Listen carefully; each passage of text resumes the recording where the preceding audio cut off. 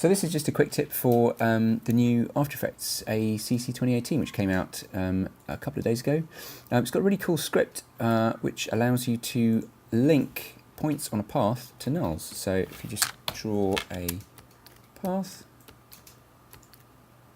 shape there in this case, and then we'll run this script, create nulls from paths, and if you go to points follow nulls, that will create 4 nulls in this case because there are 4 points, and you can move the points on the path around with the nulls, and that is very cool. However, it doesn't do the tangents, which is it would be kind of useful, I think. So I've put together a quick script which is an update of this, which I've just currently called create nulls from paths v2, which will do that. So let's see how that works. Actually, let's just undo all of these things. So it is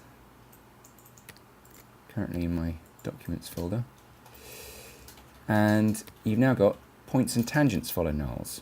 So if you click that, it will create points and also tangents. Cool, hey? It's all available for download for free on nomagnolia.tv.